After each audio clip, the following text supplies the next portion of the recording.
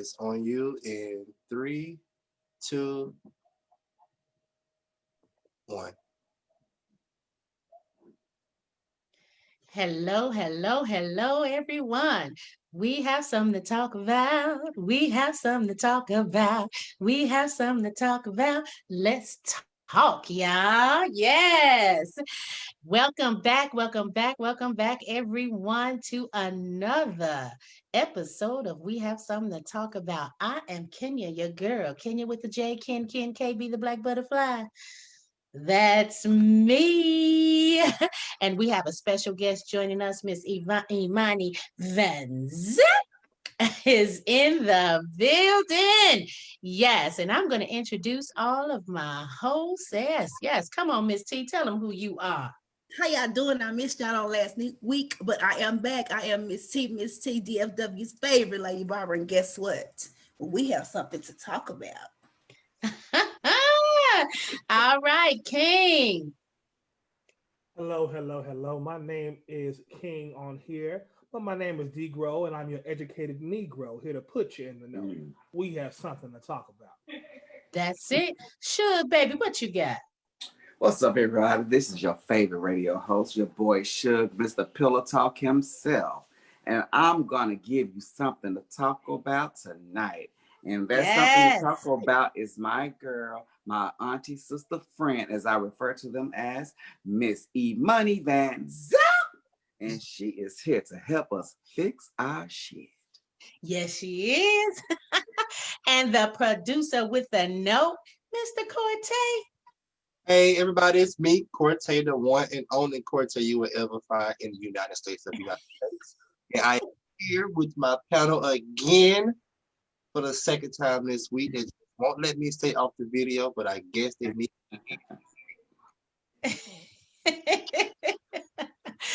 All righty, that is our entire panel, you guys, and we are about to jump right in and get started. Miss Imani Vanzapp, we'll be with you in a moment, baby. So you just sit back and relax, and we're gonna get all the goods from you, okay? All right. All right. First up, we have our drink of the week. And this right here, guys, we are not, I know you got some in your cup, but we are going to start promoting Black-owned distilleries and alcohol makers spirits, Black-owned spirits, okay? This is Noble Vodka. Yes, it is, guys. And let me read you some information. It was made by a former NFL player. Noble Wolf Vodka is the first premium grade alcoholic spirit to be uniquely and attentively produced from 100% pure and natural Florida grapefruits. Yes, you guys, this is a 8-step process of distillation, producing one of the most refreshing and exhilarating super premium vodkas in the world. This vodka is also low in calories, has 0 sugars, is paleo friendly, and gluten free. Come on now. They seal each bottle with the most superior ingredients, placing our grapefruit premium vodka in an impeccable class of its very own. Y'all see that picture? Black NFL used to be an NFL. He said, let me make some vodka for the peoples and get me some coins, y'all. And he did that. And guess what? It's out of Denton, Texas. Oh, what? Yes, out of Denton, Texas. Yes. So go over to Specs, Total Wine, Twin Liquors, Liquor Depot, Fossil Creek, and get you some Noble Wolf Vodka. Or you can go to noblewolfvodka.com and pick you up a bottle, okay? All right. That's our drink of the week, and I'll let y'all know how it tastes next week. Next week. All right, now moving on to our hot minute segment. Y'all been hearing about these rappers getting shot? Lord Jesus. Yes. Oh my goodness. Okay, well, here's the breakdown. What I got so far. Rappers shot in Texas, the saga. On November 11th, Melvin Noble, 28 years old, aka M03, was pursued and shot and killed on I-35. On November 14th, Torrance Hatch, aka Boozy Badass, Fork Badass. I be trying not to curse for people, but that's all right. Boozy Badass, formerly Lil Boozy, who was a friend of MO3, was shot in the leg while attending a vigil for MO3. On November 14th, again, Jared Rosenborough, aka Dr. Rose is what he's called. He's a dentist, you all, a Dallas dentist, an aspiring rap artist, was shot several times, leaving his place of employment. He is at home recovering. Okay, and November 14th in Houston, Jeremy Damon Pinnock, aka Benny the Butler, was shot. While he was sitting in the car, 5 guys approached his car, attempted robbery because they wanted some chains at Walmart. Yeah, watch yourself at Walmart. He was treated and released, and he is doing well according to his Instagram. And that is your rapper shot in Texas saga hot minute segment. And it's a hot it's a hot mess. That's a hot mess. A hot mess. It's the butcher. That is sad. That is so sad. It's extremely sad. Fix my shit. They need you, Imani, to fix that shit. But Dr. Rosen, whatever his name is, the doctor, he did put out a statement on an article and says that his shooting had nothing to do with MO3. It was something other than that. And he is, an affluent dentist, but he's a rap artist. So anyway, moving on, whatever you say. Okay. Okay. All right. All righty now. So now, yes, you calling me? Yeah, I'm calling. You hear me? Yes, now I can. Okay. You keep saying MO3. His name was Mo3. Child. Listen, that shows you that this lady right here don't listen to rap. No, don't listen to none of that mess. None of that mess, especially this trap music, rap kind of all of that stuff. Mo3. All right, Mo3. Rest your soul wherever you may have landed. Okay, rest your soul. That's all I got to say. That's all I got to say. Anyway. Moving right along. We have Bootsy. His name. Listen, okay, y'all gonna keep correcting me over these rappers' names. My name is Kenya with a J.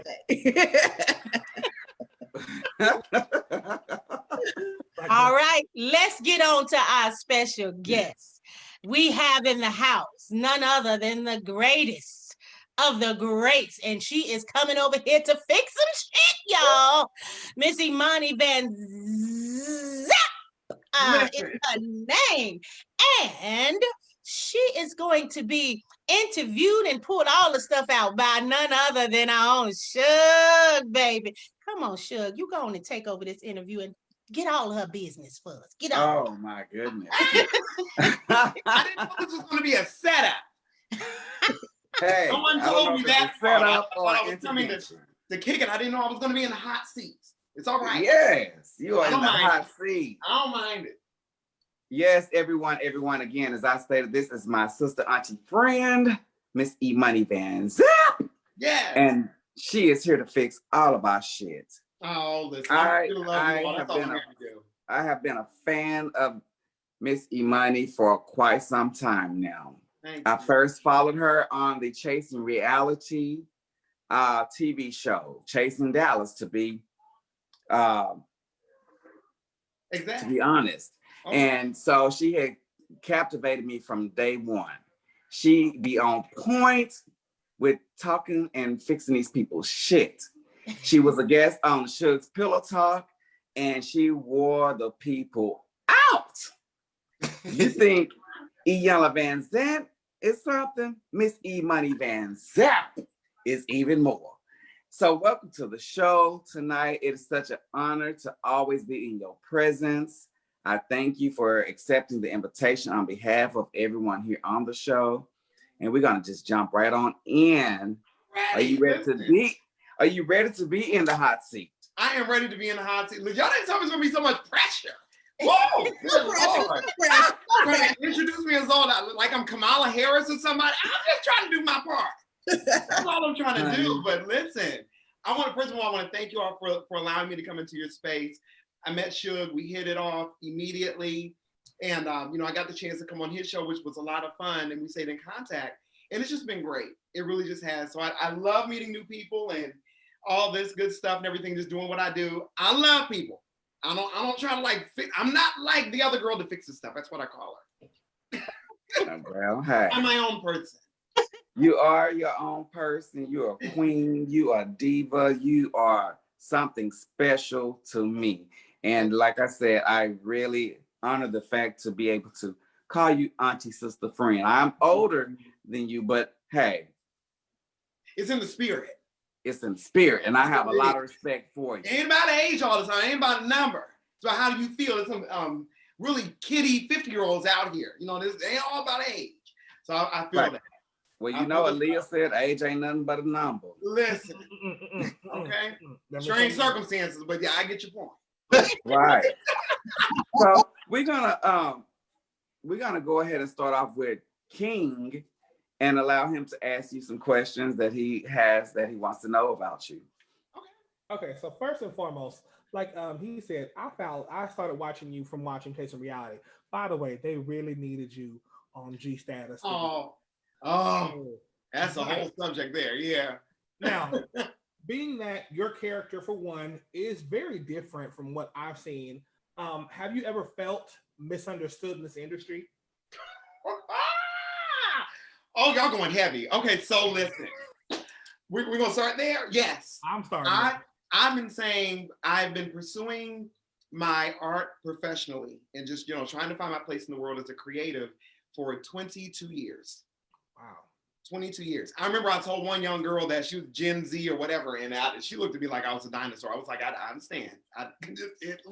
Different generation. We didn't have social media and so many things that can make you go viral so fast. So it was very analog back then. So for 22 years, I've been doing this, and I kid you not, though people have encouraged me, though people have supported me, people have been very loving to me, I will say that the equal level of people not understanding what in the hell they thought I was doing was there the entire time. Mm-hmm. I have felt misunderstood my entire creative life, and it has been one of the greatest and most painful things about this business. So what advice would you give somebody else who struggles with that as well? Try to immediately, and I mean immediately, always, meditate, ask for discernment, whatever, I know we're in a varied world now. So whatever you may believe or even not believe in, find a center within yourself to be good with yourself, your flaws, your all of that. Accept yourself. As soon as you accept yourself, wait now, don't know. Called you at the end of the day. Listen, when you accept yourself, then you can be able to go out amongst others and find who will accept you. Vibrate. Like attracts like. You got to get you together first. Don't try to go seeking for somebody to be your community. You'll be all over the place. That was my problem. You got to know who you are, love yourself, and once you are resolved, begin to ask the universe, God, loving source, what are the good things for me to bring my greatest joy? That's how it works. Speaking of bringing things together and bringing stuff to you, wonderful. When you're doing these sessions, when you're fixing people's shit, how many sessions do you like? If you could have to put a number on it, how many sessions does it really take to get to that deepest part of someone, and how long does it take to really see the change or progression? I'll be honest with you. I will say there are two ways to look at it. As far as the recognition of what the issue may be, doesn't take me very long at all. I can usually do that within an hour. I've kind of, wheeled it down to about an hour, because now I have multiple guests a night. You want to try to follow some sort of chronological order. So I knew that even though I can talk to you for hours on end, if I can just get you to see what it is, and to admit what it is, and kind of crack the code, if you will, crack the lock. If you'll let me get that close, that I can wrap up. Now, as far as what that person wants to do with walking into the door, looking around to see that, yeah, it's a mess in here, and now I got to clean it up and then come back to me so I can see how you did and do the Bill Cosby white glove test. That may take some time. I would like to bring people back months later after having worked with them. So I think, a season. You can take a season to change anything. I have to tell you that word was for me, and that wasn't even intentional, girl. No. Yeah. Tell me if I'm talking too long. I like to talk. If I'm answering too long, somebody give me the Joan Rivers wrap it up sign. It's all right. Well, but what you're saying is so profound.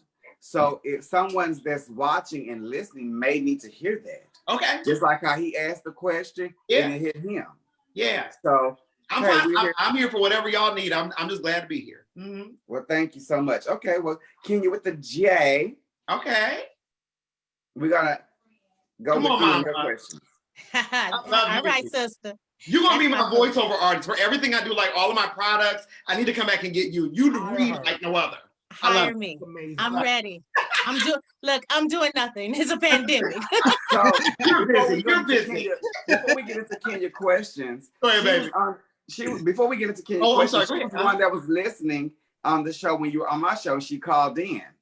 Oh, you! That's me. Oh, so good to see your face. Every bit as beautiful as I imagine you, but you're so cute. I love it. Thank you. Okay, now let's get this big question. Come on, I'm ready. Turn the heat up. Well, this one is easy. How do you feel about being a part of Chasing Reality, of the brand? How do you feel about that? The brand, I feel great. And the brand, let me answer that two different ways. The brand, I feel great. And that was something I had to come to. I'm going to be honest with you. I never wanted to get into reality TV at all. Never wanted it. I think it's horrible. I think it's trash. I'm going to be very honest. I think it's horrible. I think it's trash. I think that it, in many ways, shows the worst part of our community. We are clawing after diversity and inclusion, and we find more ways to entertain each other by dragging each other back to a mediocre part of ourselves. I didn't want nothing to do with this, but for some reason, my heart kept going out to these people that I would see week after week make fools of themselves, and the bigger fool you make, the bigger the check gets. Yes. The bigger the fool, the bigger the finance. And I just got tired of seeing our people be rewarded for showing how debased we can be. So I wanted nothing to do with this. So I'll answer it this way. How do I feel about being in the reality TV industry? I feel grateful now because I wanted nothing to do with this. And I'm thankful that the brand that I'm a part of with Chasing Reality, that they saw me. They saw that there was a need. Reese G, AKA Reese O'Neal, who I say from Chasing Dallas. Reese and my nephew, who I often refer to, good friends. And Reese has been there for the development of everything you see concerning Imani, Vanzapp, and all of that. Reese knew I had a heart to help people. And for whatever reason, I like to say he reached down and said, I'm gonna find a place for your voice. And when they put me on that show, that was taking a chance. We like Ian Levan's, if I had to refer to the other girl that fixes stuff, we like Ian, I'm being funny. We like Ian Levan's aunt, and we like Love and Hip Hop. We don't want to see them at the same time. That was a big chance they took. So when they put me out there and let me start reading these kids that had already had a season in popularity, and here I come in busting up all your mess, the crowds could have easily said, we don't want this. They wanted it. I did. I wanted it. You said what I be saying. It just grew from there. Wow. I'm sorry, I tell long stories. Go on. That's all right, because this went almost into the next question. Is what doors have been opened for you by being a part of this? So y'all, let me say, okay, so everyone says that I try to make people cry. Y'all trying to make me cry tonight. I know what let me get ready. Let me get my little pad. Y'all trying to bring it out. I love that. I'm enjoying this so much. I'm enjoying how this feels to be on the other end of it, of being opened up like an oyster. This is beautiful. Okay. So thank you. I appreciate y'all. The doors have been incredible. Literally to the point to where you hear those stories, and this is my story now, to even on this scale of my ascension, if we can say that, or we'll all claim it, my ascension. Yes. 3 months ago, phone wasn't ringing, calendar empty. Literally sitting there, honestly ready to throw in the towel. I was done.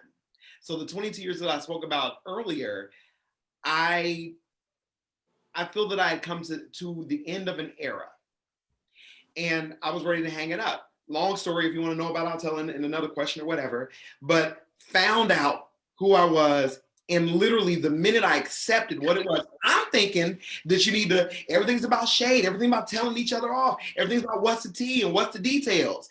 And I kept saying, I know that love matters. We can celebrate our culture, but I know that love still counts. And I just pushed it. And when I started pushing love and pushing love and pushing love, it was like life started pushing back towards me. The doors that have opened up have been indescribable. I was joking about being on a red carpet. I've done 10 of them, and 10 of them in 2 months. Oh, nice. Roughly, I've been a guest star in a film. I'm being on people's shows. Other people, I have 4 brand ambassadors now. A girl that does provides nails, another one that provides lashes, a guy provides makeup, someone else is getting jewelry, people are sending clothes.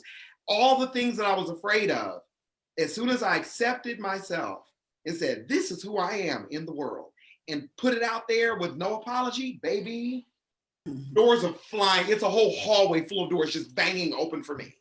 I'm just gonna be real. Come on now, come on. I'm thankful. I'm thankful. Yes. Yeah. Ooh, those are my questions. Ooh, I'm just loving this. Come on with it. All right, Miss Lady T. I am so excited. Hey, I T. tried to call in, but they didn't answer my call. So since I couldn't get my shit solved then, I'm trying to get my shit solved now. Let's do it. Let's do it. So when I was given these 2 questions, I was like, wow, these hit home for me. Okay. So I want to know, this is my first question. Mhm. What was the hardest thing you had to get over in life? And what pushed you through it? Hardest thing I had to get over in life, there was a project that I worked on about 4 years ago. And I was collaborating with people that I thought that we were all like-minded. And I'll tell a long story very short. In the process of doing that, I had never used so many of my gifts at one time. And so in me using all my gifts at one time, it felt good. That was what I thought we had agreed upon. Unfortunately, the group of people that I was working with at the time did not know what their lights were. And so when mine found its place and began to shine, everyone else that was full of darkness did not like that and did everything that they could to take out my light. Mm-hmm. It not only ravished and tortured my soul in that project, it threw me into a Great Depression. If I'm being very honest, it got particularly dark to where I didn't know how long I wanted to even be here. Can we be honest? And so I had to will myself through that. I had to forgive myself for having let it happen. I had to forgive those that did whatever they did. I had to go back and literally forgive myself. That was the hardest thing that I had ever been through. And forgiveness, even from within, was the greatest thing that I could have ever done to overcome that. We hold a lot of things that we are holding ourselves in bondage. We get mad at the prison system for how messed up it is and how long they're keeping them in jail when all of us have been inmates for 40, 50 years. We will not unlock this. And the only key that will unlock this is forgiveness. Forgive yourself. Mm-hmm. Forgive yourself so that you can give yourself.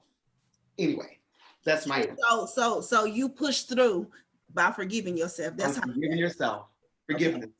So what advice would you give someone who feels lonely, who feels depressed, who feels unsupported, who feels unloved, who tries and is able to give all those things to someone else, but they can't give them to themselves? This is the part that I'm dealing with right there. All of that, I can give it to somebody else. Yeah. But like you say, you have to forgive yourself. So I want to know, what would you do in that situation? Maybe. Okay. So you have to, it sounds like something I may have said a little bit earlier, but it's through a different lens. So there's, love yourself, You literally have to stand in everything that you hate about yourself and say it out loud. You have to look in the mirror and own whatever. I don't care what it is. I don't like my nose. I don't like my teeth. I think I'm ugly, or whatever. We all have things about ourselves that we do not like. I think I'm dishonest. I think that I'm lazy. I'm worth nothing. Say it out loud. Because again, as I was saying before, it's part of forgiveness. You're locking yourself in your mind, and you can't get over it, and you can't love yourself, and you cannot move forward because you're just a prisoner.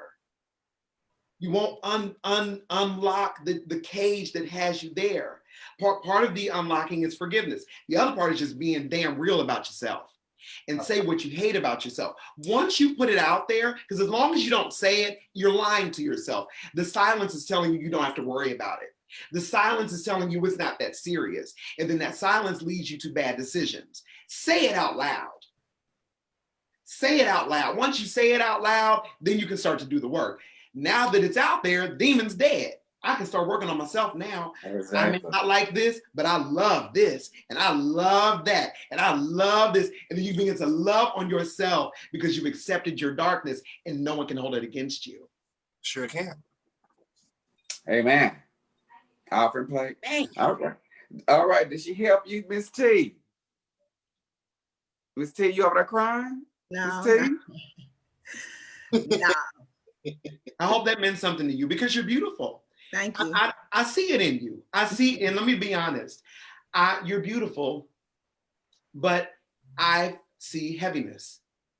There's a weight on you. It's not in the way you look. You're gorgeous, but I see what I believe I'm able to see inside of people. I'm not trying to hoist myself up by saying that. That's been my greatest strength and curse at times, because it's people don't want me to say what I see.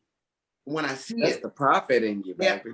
Don't give me that. Don't give me that now. But that's what I see. I see that you are gorgeous, but some of the gorgeousness is hiding a little girl that's dealing with something that you never spoke to little Miss T and said, "Girl, you're gonna be okay." You need to let your little Miss T know that. Start encouraging yourself from things that happened way back here and just pull them forward. Pull them forward, pull them forward. Mm-hmm. After a while, you'll get to where you are, and you would have. I always give my babies homework. You need to listen to "I Forgive Me" by Kelly Price over and over and over again to your soul. Okay, King. Let it wash over you. Let that song. He can't know. Let that song wash over you. There's another song I want you to listen to, but right now, that's what you need. Wash yourself in that. That is you will be a brand new person. Next time I see you, I already know it. All right, Mr. Corte, the I am. All Corte. Right, I am Corte, the one and only Corte in the United States of the United States. My question is, how did you become Imani? How? Ooh, the biggest question. How? Finally saying that enough is enough.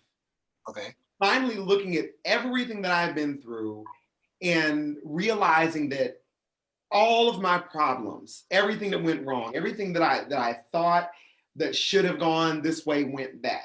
I took all of that and said, enough is enough. My past, there's a line in real quick.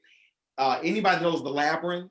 Is a movie from the 80s. David Bowie was in it, and Jennifer Connelly. There was a last song. She goes through all this stuff. This man put her through all this stuff, this wild Jim Henson world. And she got to the end, and he had gotten so far in her mind that he took away her memory. And so she's standing there facing him, and she said, "You have no power over me." And literally, it changed everything. That's what this is. This is me saying to my past, you have no power over me. Of all the things that I've created that have required construction people and editors and everything you see is me.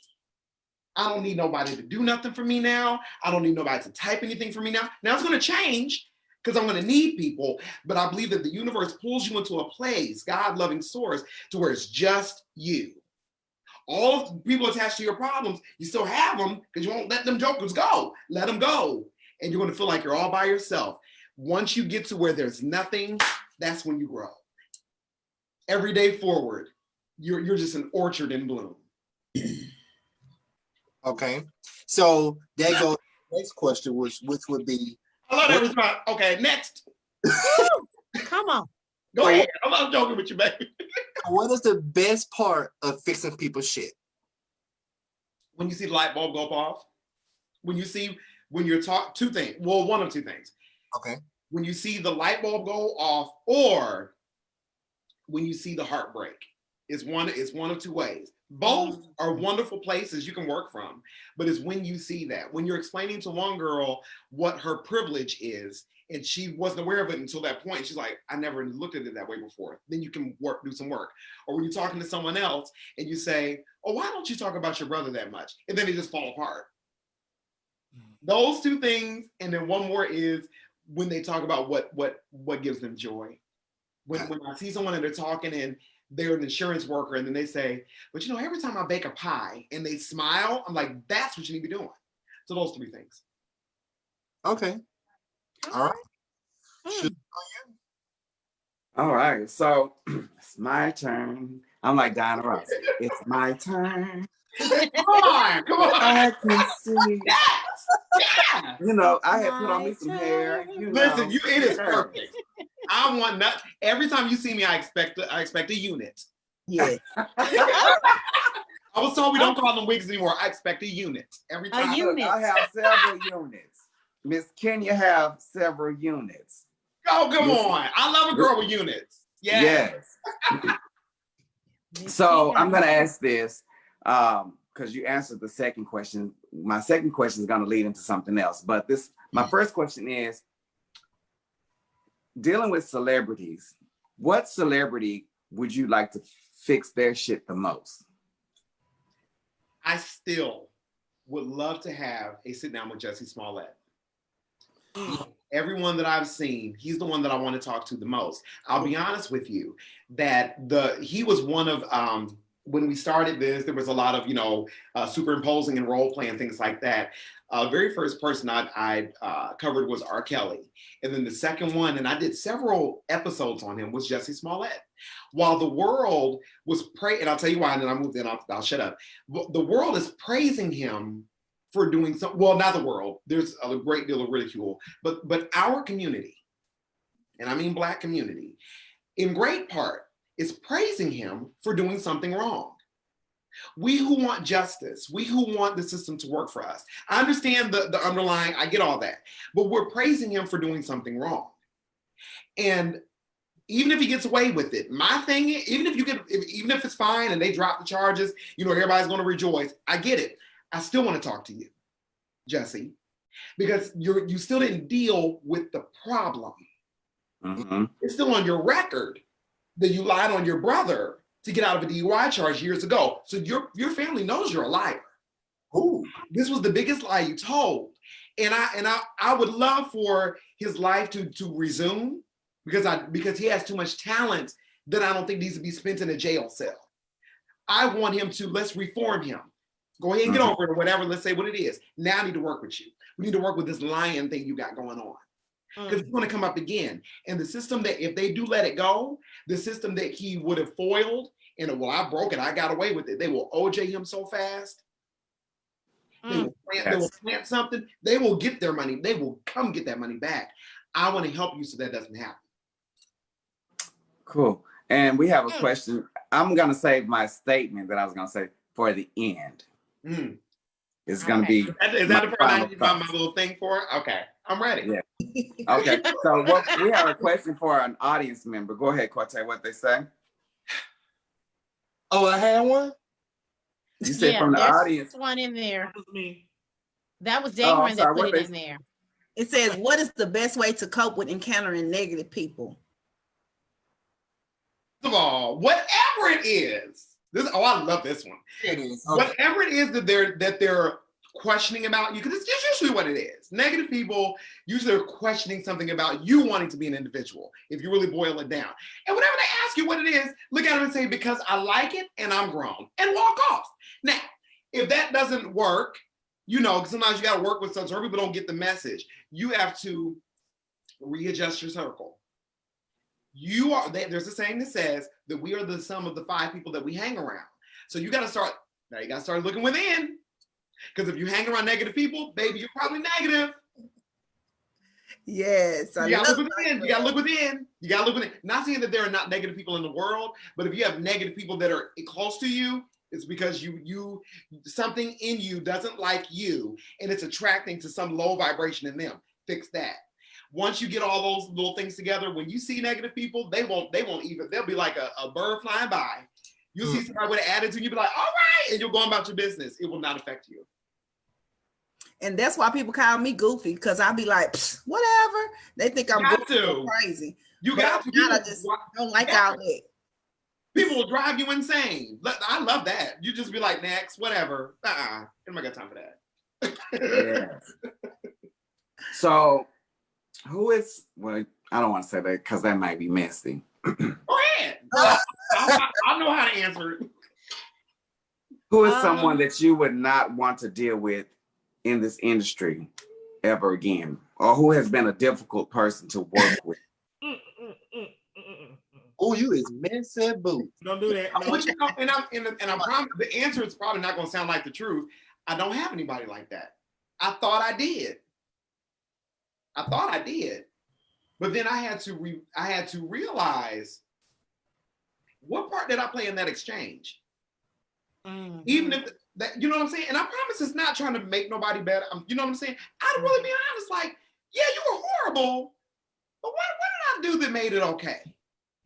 That's the more important thing. Because as they say, life is 10% what happens to you, 90% how you respond. So I can't give anyone that much power. You were only 10%.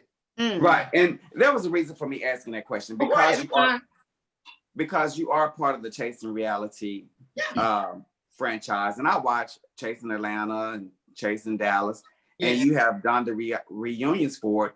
And that is something that these guys, they start off liking each other, and then they make it difficult.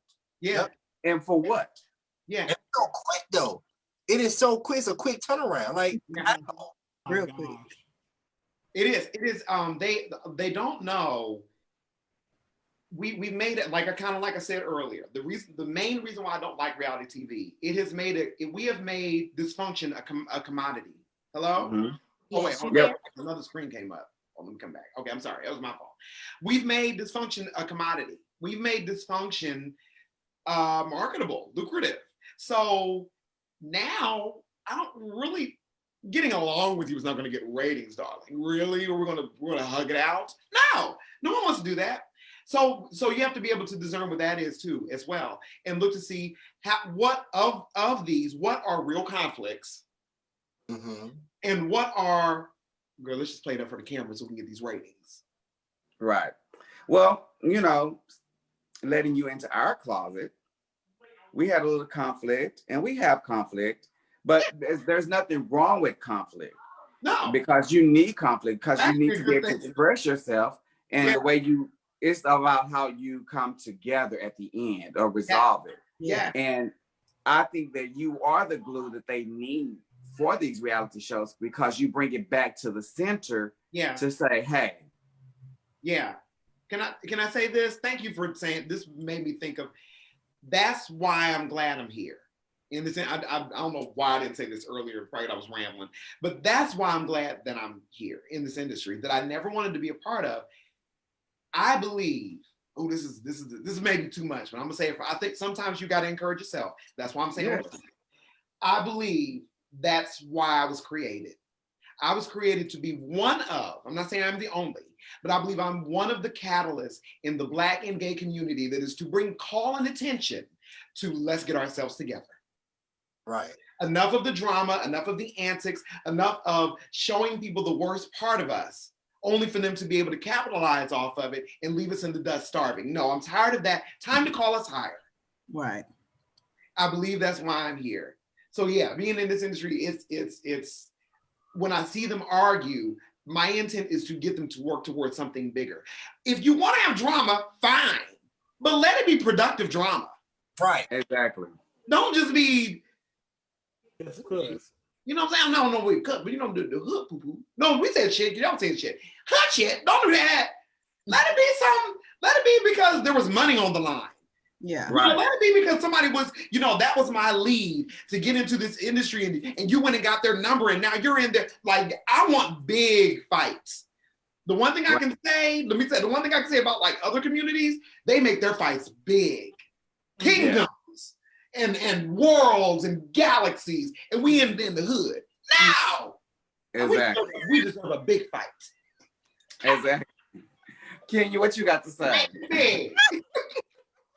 I'm just enjoying this because I feel the same way. I was an avid watcher of one of the reality TV, the housewife industry. I was an avid watcher. And then as I grew mentally, I was just like, really, Black women? You disconnect. Really, Black women? You are good. You should be the poster child for that. But then they had my favorite on, Kim Fields. I grew up with saying that's my sister. Nobody really knows, but she's my actual sister. But but I love her. And when she was on, and I was like, it was so hard for her. And I was like, you guys were trying to break her. And then I was like, really, Black women? That's what they really, really. Is Right. it really about the dollar? Yes, it is. Right. So I'm going to do this for this dollar. And I've just been turned totally off. Yeah, you grow from it. TV. And I can't get it back. And then another thing, you said Jussie Smollett. I saw your reaction. From the beginning, I would say this thing, and I was like, Jesse, call me, because I'm going to tell you, go sit your ass down. Sit your ass down. Sit down. Don't you say nothing else. Shut your ass down. Then I tell you, go on there and get Jesse. Go on there and get him. He is tripping. Go get Jesse right now. Go get him. And I was like, who's speaking for this man? I speak for him. Just sit down, boy. Go sit down. That's what you need. Somebody to tell you to set your tail down. Just I wanted to just get him and just choke him. I said, why? At the peak of your career, why are you dummy? You big dummy. Big dummy. Yes. So I am enjoying. You are a breath of fresh air. You are coming on here. We are. You know what? We really need to be chatting a little bit more. I need to really start following you because we are kindreds. So yeah, let's So where can I'm open, y'all. I'm telling you. So for our listeners that are watching, and where can they find you and follow you? So I made everything very easy. So I don't have no, Hot Mama 95, Zap. Ain't none of that. My name. Imani Vanzapp. So it's spelled just how it sounds. IMANI. V is in victorious. Yeah. NZAP. Imani Vanzapp on Instagram, Twitter, Facebook, and YouTube. And find me there, and I do respond back. Anyone that writes me, it may take me a couple days. Just bear with me. A lot of things are happening these days, but I do write everyone back. I love connecting with people and loving people. Well, I will say I'm so glad how quick of a response that you gave me when I reached out to you. Really? Like instantly. I'm like, damn, I just put the phone down. That's not real good yet. That's awesome. I have one thing that one of our viewers said. His name was DeMarcus Brooks. Hey, DeMarcus. He said, I'm a huge fan of Imani, and I would love to send her some of my women fashion design to wear. Ooh. Okay. Hopefully he's still listening. He can get your information and reach out to you. His name is just send me a DM message. I'm working on that because a lot of this has been happening. I need to hurry up and get my little PO box together. So send me a message and we'll work it out. Thank you so much. If y'all want to bless her, what's your cash app? Cash app. Imani Vanzapp. Go to Cash. I made it easy. Go to Cash app. It's Imani Vanzapp. I appreciate your love. Listen, there's nothing wrong with sowing a seed into good ground. Nothing wrong. I believe in Imani. Like I said, when we connected, I felt like we have been we have kindred spirits for one. Yes. And I feel like we've been knowing each other since birth, since childhood. And we talk every day or every other day versus where this we talk pretty regularly. Yeah. Yes, we talk all of the time. Yeah. And I just want to say this. I just want to pour into your spirit because you have a beautiful spirit. I receive. And everything that you've done over the past 22 years has not been in vain. Just like in the Bible where the guy was walking through the valley of dry bones and he spoke life unto the bones. You have spoken life and you are speaking life into your dreams. And just like Hezekiah turned to the wall and asked God to give him 15 more years, God is adding more to you. And everywhere that your feet shall tread, there will be blessings. There are many doors. He said he will open up a window from heaven and pour out a blessing that you will not be able to receive. And that is what he is doing for now. And I just say, lift your hands and tell God, thank you. Because when you say thank you, more is to come. Yes. Yes. I love you. I knew you were going to do that. I love you, Suge. I do. I knew you were going to do it. I saw it in your eyes. I was trying what to I'm crying for? What my punk ass crying for? Ooh. What is my punk ass crying for? Get your tissue. Get your tissue. I've been crying all day, y'all. I received it. I received it. That was beautiful. You have let me know that it is possible, and that I'm not done, and that everything you just said is what I've been asking why for 22 years. And so this experience being here with you, just being put on a flyer. Y'all made a little flyer and it's all color coordinated. And I'm like, this big stuff. Like this, I just didn't expect this. I didn't expect any of the treatment that I'm getting now and the constant love that you show me. I know it's real. I'm able to discern that from people that I know are just happy to see something moving versus the ones that are like, I got you. And I believe that you and this beautiful panel you have here, that y'all got me. And I appreciate it. Yes. So, all right. So, go ahead, Cortez. You got something to say? Okay, so that concludes our interview portion of Imani Vanzapp. But she's going to be here with us for the next few minutes. So we're going to throw this out there really, really quick. We always have topics that we go over at the end of our show. And our first one is just to let you guys know this really, really briefly.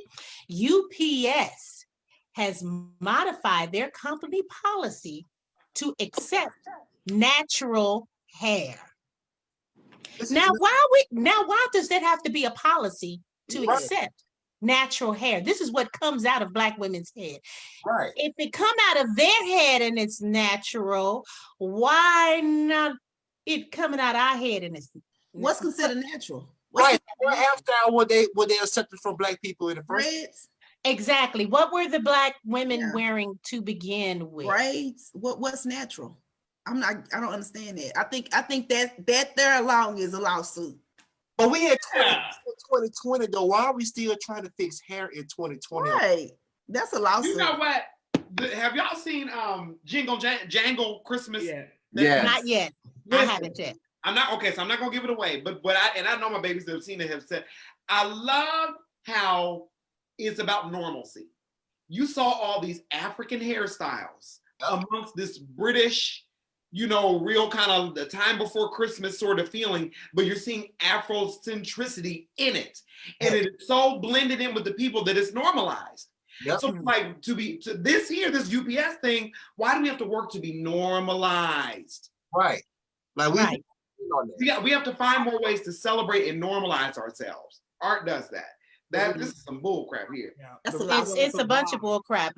Why isn't what comes out of our head already natural? Right. Period. Matter.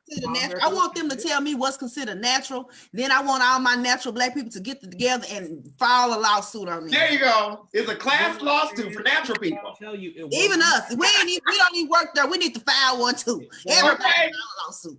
What you say, King? It won't stand in court, and the reason why. This is the thing. The standards of what they have as beauty, or even just standards of what is normal, is highly influenced by white nationalism and European colorism and privilege. The fact that they put Black people against each other in terms of light skin versus dark skin, All that's that. something that we started. That is something that was ingrained within us from how they saw, if you look at least light enough to look almost white, I could bring you in. And that put enmity in between us. If you can divide us, then you knock us down. In addition to that, if you just do Google searches, now Black people have been breaking these Google searches for the past year. It's been great. If you Google like family pictures, most of the time they're going to bring you white families. And they won't bring you. They'll bring you single Black moms, single families, or Ooh, the shade. and I remember doing it for myself and like, oh my God, this is really what it is. Yeah. So how the media has done that, the same way we've been seeing over the past year where us as being Black are shot very fast. Me pushing up on a cop, I'm shot. But a white person who's carrying a rifle, and it's fine. It's simply just, oh, he's being fine. There was a girl who made a stand carrying her assault rifle across the college campus just to make a point. Now we know if a Black person ever remotely tried to think of doing something like that, we would have been shot immediately to a SWAT because she was a white woman. Boom. So this whole thing about natural hair, our hair is for the most part is naturally curly, and it's harder to upkeep. It is more untamed, if you will. So when they see that, that's why perms became a thing. Because if you could make your hair look straighter with more European chance of beauty, then you could be more readily accepted in society. Mm-hmm. Which is why for my girls that I teach, whenever they have their natural hair, or whatever hairstyle they have, I am all about my natural hair. Yes, let me see the curls, all of it. My dreadlocks that I have now, I'm all here for it. So that the fact that we have to have that is crazy, systemic. Yeah, appalling that you have to put a claim or a provision in to allow somebody's goddamn hair that grows out of their head to be legal. But let me say this in response, if you don't mind, just for a second, for what you said. This is why I encourage artists, because we're looking for whatever white supremacy should be, and I know I maybe disagreed with on this. For whatever it is, we have the power to come against it by creating art and making things to where we can show what we really are. And what we really are in society, that's where it is. But we've got to tell our own stories, even in that change. We can't expect the system that don't like us to like us. How far? They don't have to. We build our own normalcies. Keep pushing, or if you're a filmmaker, put those images out there. Fight for a new voice. Quit fighting the old one. They don't care about you. Oh no. Okay, you know what? We're gonna talk after this, all right? Because we need to. For you, Kenya. Come on. Okay. All right. Moving on to our last topic here, and it's a relationship topic. So get ready.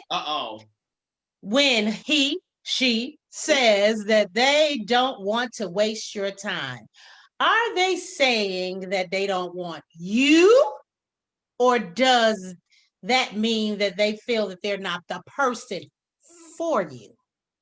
Both. Yes. Yes. Both, but I don't know if they happen at the same time. I would say the one that is doing it because of, what were the choices again? So the was is he saying that he don't want you, or does he feel that he's not for you? The one that says that oh, maybe this, or they're blaming it externally, they haven't done any work. The one that says I'm not the best for you has done internal work. That's not 100% foolproof, but it's a different type of response. Most people are going to say the thing that sounds cute. I just don't want to waste your time. I just don't want to be in the way. No, I just want to fuck, and that's not what basically say what it is. Don't take my choice away. If that's what it is, say what it is, so I can decide if I want to do it or not. Exactly. So would that be the same as saying if someone tell you that they need some time to get themselves together, but yet they still want to get to know you? That's like have your cake and eat it too in most cases. I understand where you're coming from, and I'm just gonna be honest. I asked the question. I asked the question. And I'm really like, I don't care. It is what it is, because I am in the process. I want to date somebody. I want to be in a relationship with somebody. So I was dating or seeing this guy, and something happened or whatever. Nothing bad happened between us or anything, but he was like, I don't want to waste your time. Okay, you don't wanna waste my time, but you still calling me. You still texting me every day. You still seeing each other, but you don't want to waste my time. So yeah, you wasting my time because you taking up my I don't time. understand where you're coming from. And so with that being said, last night we had a conversation. And so I was like, well, when is it gonna happen? Because hey, a girl ain't had nothing in a long now wait, hold on. long time. I'm like, when we gonna get to the good part? Hey, get down to the good part.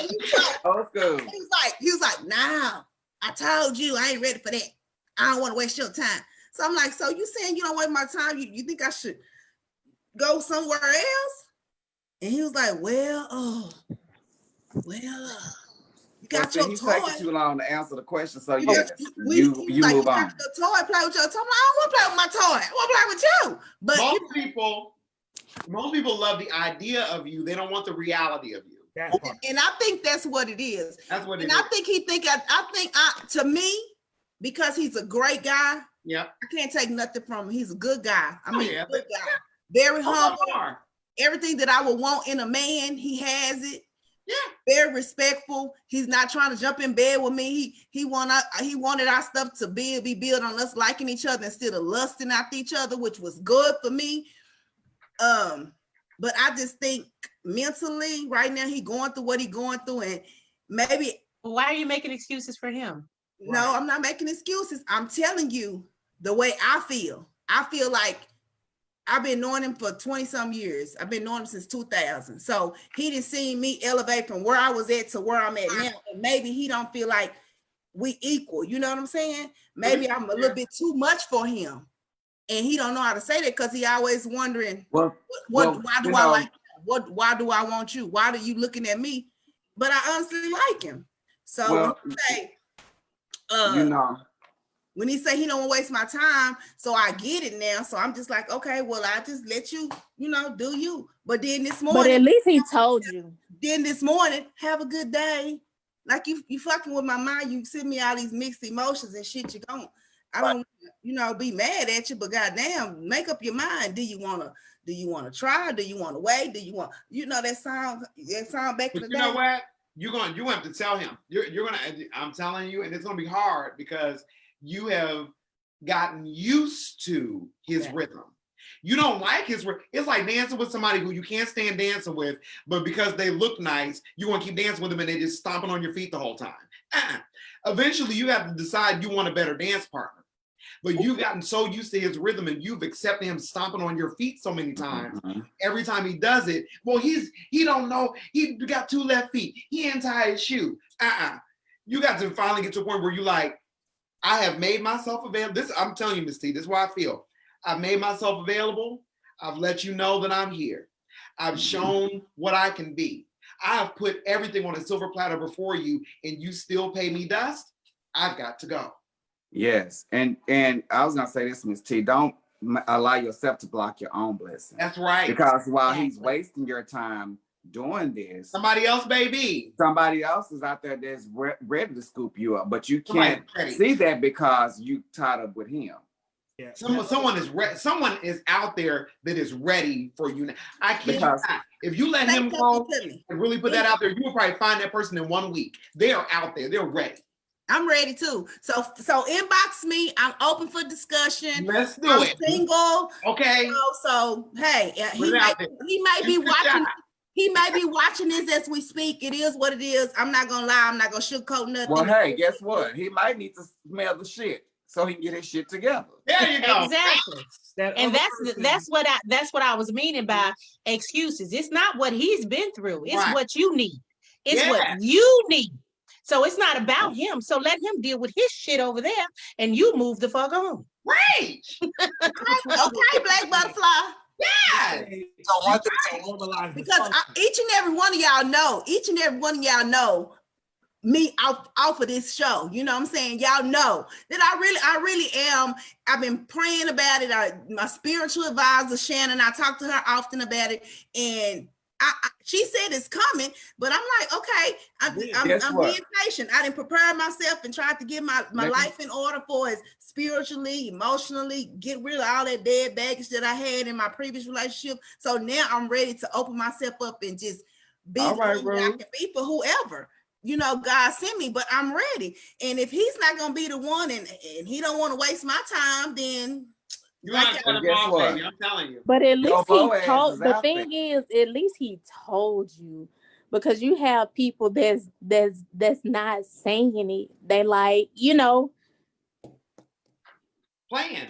They're playing games, you know. So at least he said it, and you have the opportunity to make the decision to continue to play or move forward. Yes, because you're not going to be able to change him, and I think that may be the strongest thing. What I feel my best is saying. If he's already told you that, this is the other thing to look at. It may not be anything that you said. If he's already told you, you got to decide. You this is on you now. You know, he can't save you from what you're not willing to admit. Right. Ooh. Admit it. That's a word. Admit it and go on ahead. And hey, Boaz found his wife working.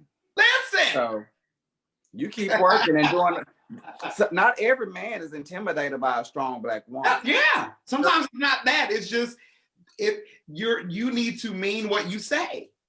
Yeah. You know, he's already told you. If he's being honest with you, then this is you hanging on.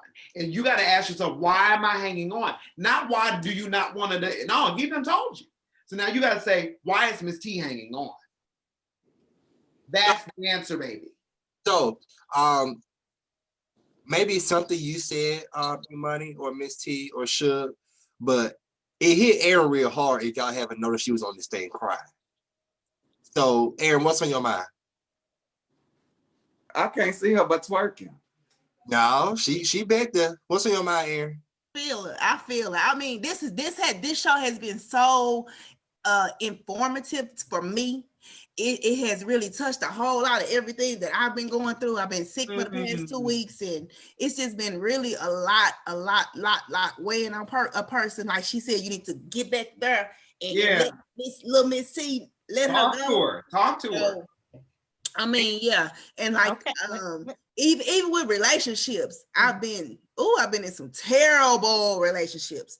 And I just feel like I have always been the person that supports you, the person that encourages you, the person that love you. But then I don't ever get it in return. So I'm just like at a point now where I'm like, God, lift all that away from me. I don't want to hate nobody, but I don't want to love them the way I used to love them. So let that go. Let that part of me go. And then I'm such a high-spirited person, and I smile all the time, and I try to encourage people all the time, but I'm never getting that in return. You know what I'm saying? Yeah. So I'm at a point now where that's what I want, and I know exactly what I want. And when I meet men, I tell them up front, I'm not dating without a purpose. I have a purpose. I know what I want. I know what I bring to the table. So when a man, you know, understands me, then maybe he might be the one for me. But if a man don't understand me and can't vibe with me and don't understand my goofiness, and I'm gonna leave it alone at this. The Bible says that's what it is. The Bible says a man that findeth a wife findeth a good thing and obtaineth favor with the Lord. Not a wife that findeth a husband. Right. So you got to let the man find you. You find yourself being busy doing the Lord's work, and he gonna send the man for you without you having to say, I'm marrying with a purpose. Because the man's gonna come to you with the purpose in hand. Wait a minute now. Let me go back. He said a man that findeth a wife. Okay. First of all, you got to be wife material. Mm-hmm. You can't be girlfriend material thinking you finna get a ring. Exactly.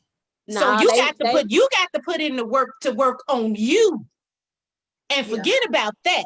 So he can find you. But if you're too concerned about, well, I'm gonna work on me, but is he looking at me or is she looking at me? Or if you too busy got that on your mind, you're not being wife material. You got to get you together to be wife. You got to be wife material in order to be a wife. Let me tell you why. Because y'all had asked me what's going on. So hey, Aaron. Hey y'all, sorry I'm late. Had some situations going on. Hey, Aaron, Okay. Aaron, I don't want to interrupt your story. I have to go to my next show for my next guest. Okay. I'm so sorry. Okay, go ahead. I'm sorry, babies. Oh, I've no, you enjoyed good. myself so much. Thank You you. good. We I gotta love get you back. We gotta get you back, okay? Just let me know. Just send it out. We Let me know. love I would love to come back. This has been great. I'll inbox you. Okay, Look, please do. oh, I'll God. write back. I promise. Okay. Come I on. love you. Aaron, love you too. Imani Vanzapp. Bye, y'all. I mean, bye. But I disagree, and I'm gonna tell you why I disagree. From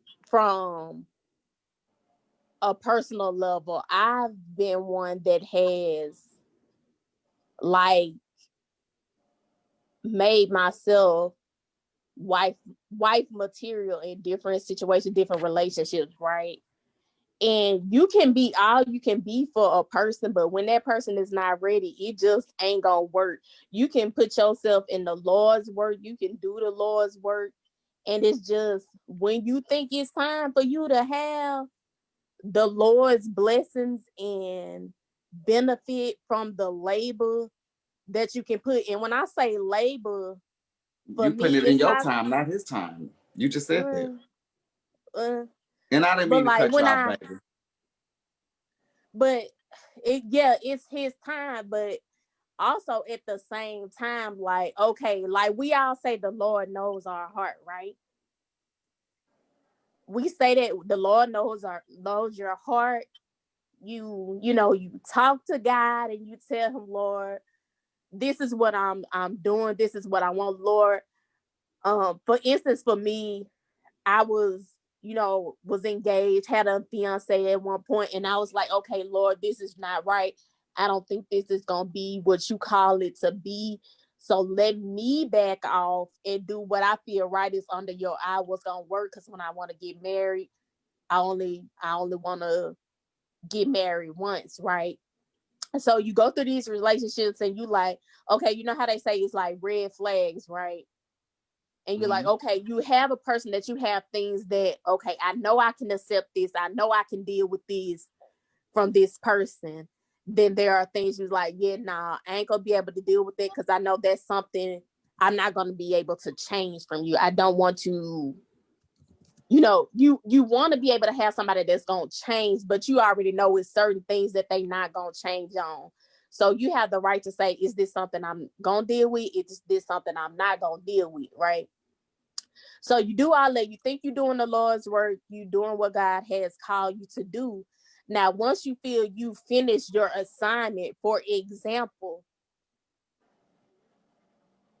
in my own case, I feel my assignment was to take care of my parents. And we all know that neither one of my parents are no longer here. So now I feel this is the time where I am to blossom in my season. And I don't see a blossom yet. And I feel like I've done everything that I'm supposed to do and that I've called to do. So those things that I have in my heart that I talk to God, like, God, I want this. I know without a shadow of doubt, I'm prepared according to what I feel. Not necessarily your word, because I don't know I'm spiritually inclined, filled with the Holy Ghost, whatever. However, I can also be honest and say I don't know the word, like talking about. I don't know the books of the Bible from the rooter to the tutor. I don't know. But the things that I have been taught, the teachings of my pastors that have been instilled to me, I feel that I am doing those things according to what they say God is, right? Mm-hmm. So, like, at what point after you feel you've done your assignment, you feel you've been told this is what your assignment is, do you reap the blessings and the benefit of what, if God gives us the desires of our hearts, how long do we have to wait to receive that? Because if he knows our heart at the same time, and he knows we're suffering, like at what point? So let me tell you something. Okay, well, let me ask you one part of that, and I'm going to go spiritual with it. Let's take our father Abraham. Father Abraham had many sons, and many sons had Father Abraham. Well, he was married to a woman named Sarai. Okay. God eventually turned her name to Sarah. She was a barren woman, was almost 100 years of age. Father Abraham went and slept with the hand, you'll say a concubine, had a baby.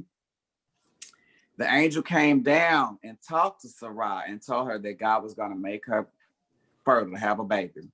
She laughed at the thought of it because she thought that she was too old. Guess what she had?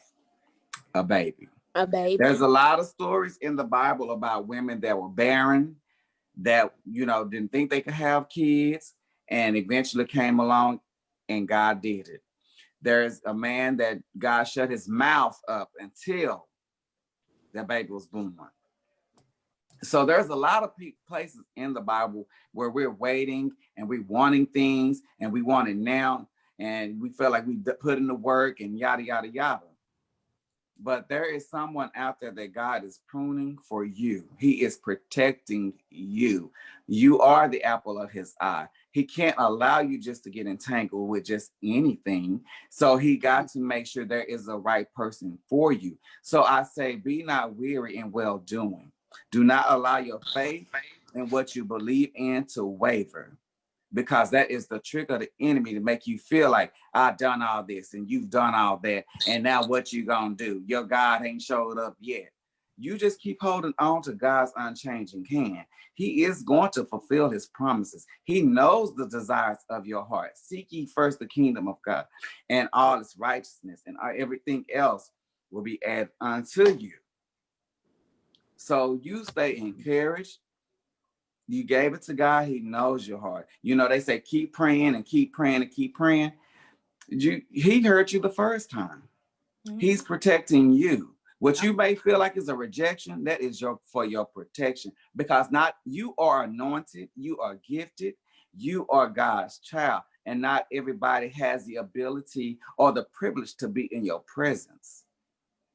And you have to look at that. You are a queen, a natural born queen that is an heir to the throne. And not everybody has that privilege to come into the kingdom, which is within you. Amen. All right. So that's it. That's all. Did you want any more comments from anybody else? Did you want any more of our suggestions, opinions, prayers, or anything like that? Because, hey, he told you what he told you. I said what I said. I know that you feel that you said, I did it all. I did this and I did that. As Shug said earlier, who was working and their husband found them as they was working. They wasn't even thinking about a husband. They was out in the field working, and Boaz went and looked and said, who is that? Yes. Who is that? yeah. And they weren't thinking about it. So it sometimes we put so much pressure on ourselves to have a certain thing and to live a certain way and to be certain people, where we go past what we need. We go beyond what is needed for us because we put all of this pressure on ourselves. Be happy. Love yourself. Love yourself so much till it's gonna be like going through cement trying to get to you. God just dropped this in my spirit. He said he can't send us no husband because he don't want you. He wants you to love him more than you love your husband. Okay. Right now you keep saying, give me a husband, as opposed to saying, God, give me you. Because when he give you him, then he'll send you who you need. Okay. Yeah, I was getting at that. I kept hearing I. I didn't hear, because you kept talking about God, but you kept saying I was doing this, and I did this, I. And so because I didn't hear anything about what, can you change your prayer to this? God, what would you have for me? And see, because he may be sending you everything you want and keep asking for. But if that's not what he has for you and what's ordained and meant for you, he's going to keep giving. Okay, this is what you keep asking for. I keep giving it. So why are you upset? Until sometimes like the prayer that you want, we won't answer, Aaron, is like the devil can send us the same prayer, the same, could answer the same prayer. So we really have to be mindful and aware of what's in front of us. And when we do have those red flags, we have to step back and let them be what they are, red flags, and get away from that. So yeah. I take everything in that y'all have said today. I take it in, I receive it, and it is what it is. Today was one of those shows, honey.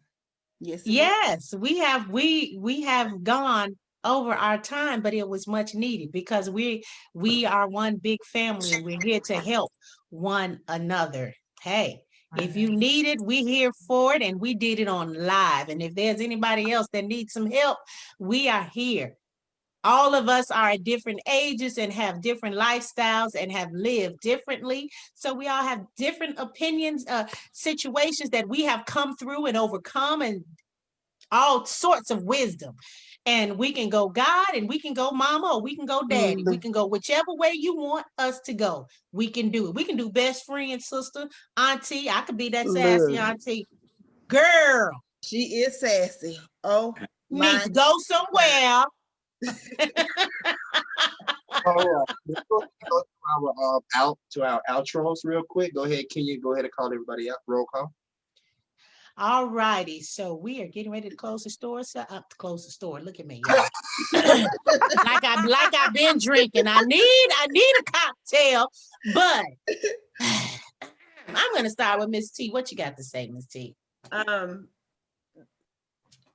Hey, I am Miss T, DFW's favorite Lady Barber. You can follow me on IG at Miss T Lady Barber. That's MSTEE Lady Barber. You can follow me on Facebook at my government name, Latasha Miss T Thompson. I'm gonna leave you guys with this: love self first, self-worth. Oh, there go my. Oh, y'all, look, I am part of the Stars of Dallas. Y'all can go ahead and you can find me at Stars of Dallas. We just opened up our brand new Star Nation. We're going to be on Roku, how you say it? Roku, Star Nation television. So if y'all know anyone that has plays, Corte, movies, DeMarcus Bailey, anybody that, Aaron Hall, any of you guys that want to get your stuff on Roku, we are the team to go to, and that's the Stars of Dallas. Roku, why you say it? Whatever. Y'all know what I'm trying to say. And then also, y'all, I have a movie that I'm going to be in. It's be coming out sometime next year. It's called Texas Kill City. I am part of Vid Chronicles. I am a barber. I am a nurse. I have so much stuff going on, y'all. I can't even function sometimes. I'm selling you some sage. I'm selling you some liquor pickles, whatever. I am the girl. And I'm also part of, we have something to talk about, and I'm so excited to be part of this team. I am. All right, the lady with all the jobs here, Jamaican, y'all. What you got for us, King? Well, unlike my esteemed colleagues, my realm is more so in bringing young minds to fruition and empowering them to know their actual power of the mind. So I'm an educator, and most of the things that I prefer to do, I don't get shine for, because the seeds that I plant come to fruition about 5 or 10 years down the line.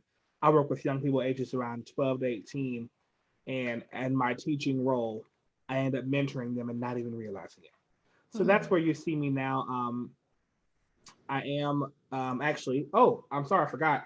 I sing with a group called the North Texas Gospel Mass Choir, and they there's a new Christmas movie coming out on Netflix, and they're doing like the sing-along type thing for it. So they asked us to be part of that sing-along. So you might see me a little cut, like a little half-second cut. Y'all know how it goes. So we'll see what happens, and that's all I have with him right now. Otherwise, I'm just providing voice lessons, insight, and advice where we're asked for it. All right. Come on now, Shug. What you got for us? Yeah, again, this your boy Shug, Mr. Pillow Talk himself. You can check me out on Thursday nights from 7 to 9 on Fishbowl Radio Network. That's www.fbrn.us. I also am, you can find me on Facebook, Shug Johnson, on Instagram, Shug_Pillow Talk. I am and the upcoming series out in the South that is going to be on next week, the November 24th at 7 o'clock. You can find us on YouTube and other media outlets. I am part of this show. We have something to talk about. And I'm a man of many hats, many wigs, and units. I love it. Love it. The boy is a fool, a whole fool. All right, Erin, you got something for us, sweetheart? So I am Erin Nicole with A Nicole EMG, a management group concierge, consultant, whatever you need for your business, entertainment business. I am the person bringing your visions to life. And so you can reach out to me on IG, Facebook at Erin Nicole, either ErinNicole or ARYNNYKOHL on IG. Okay, and producer extraordinaire, do you have something for us, or you want me to go first? Yeah, of course I got something. So just like Suge has said. All right, so we're down to that moment.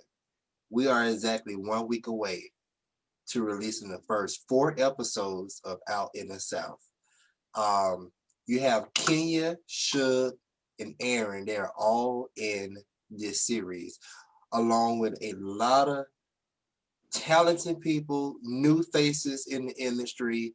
It is a very, very good episode. It's my first LGBT project that I ever done. It is so real. There are a lot of realistic moments. It is based on true events that happened in the South that is still going on to this day. So the first 4 episodes will drop on November 24th, next Tuesday. Next Tuesday, the first 4 episodes only on the ON channel. Don't get us twisted with the ON channel. We're not there yet. We're not on the ON channel yet, but we are on the ON. We got the O in the end. It's your life. We got the last piece. We can never find it. Okay, so We're going to get that W. right, we're gonna get that done. Hello. Come on. That was a word. No, we're going to get that Corte channel. Oh. Corte Entertainment channel. Oh, okay. So yeah, Out in the South will be coming out next week, and I cannot wait. I did watch all 4 episodes again today before I got on, and it looks great. I'm excited for it. And if you don't have the ON channel is on Roku. It's on Roku. It's on I think it's on the Amazon things where you can download the apps. I think it's on Apple TV, Chrome and Google. Is you can get it from the App Store, from Google App Store, and from the Apple App Store.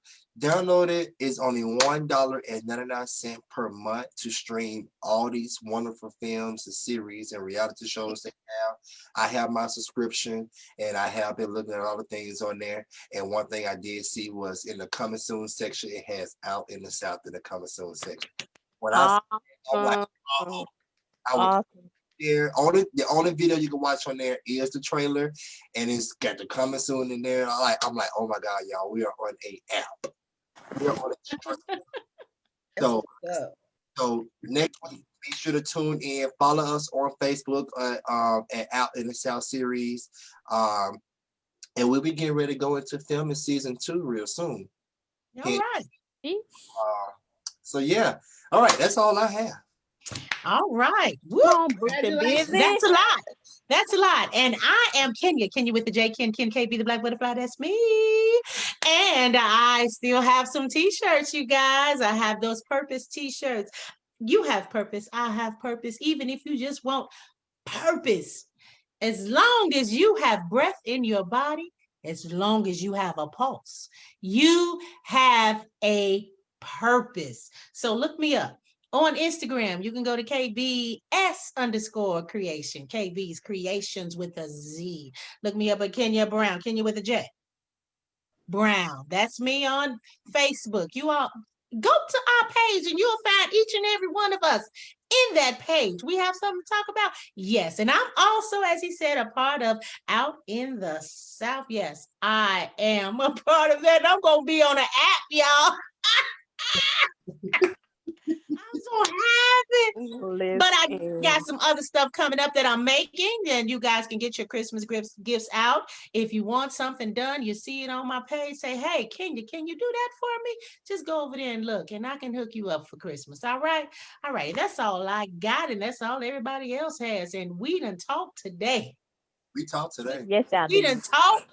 We gave him Today. something to talk about. We gonna get on season 4. We will have our own theme song, and it's not gonna be that one by the colonizer. No, we're gonna have our own theme song, and it's Written song by Erin Nicole. okay. Oh. Okay, again, guys, that is all for us, and we thank you all for joining us on today. And we have something to talk about. Guess what? You can catch us next week where we'll have more to talk about. Same time, 8 p.m. And we hope we didn't hold you too long. We hope we didn't, but it was a good show, and you know that. Ups to everybody, and you all have a great rest of your week. See you next week. Bye-bye. Bye. Much love. Hold on, y'all, cause oh shit.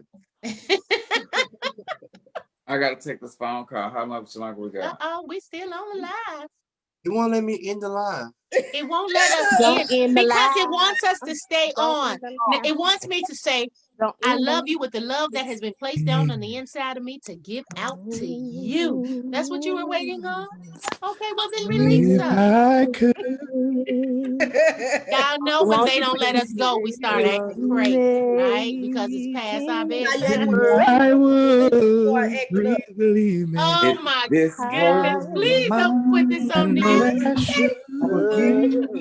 Oh, darling.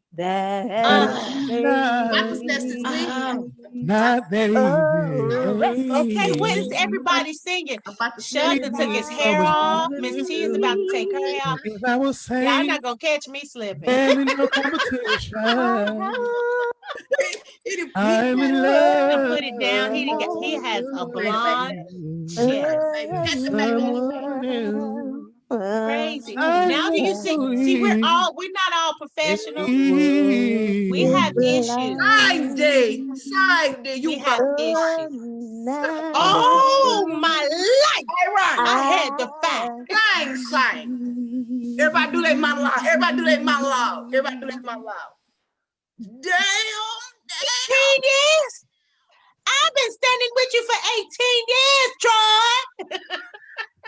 Troy. You raggedy bitch. Oh my life, I had to fight. I had to fight my mamas and my daddies and my uncles and my cousins.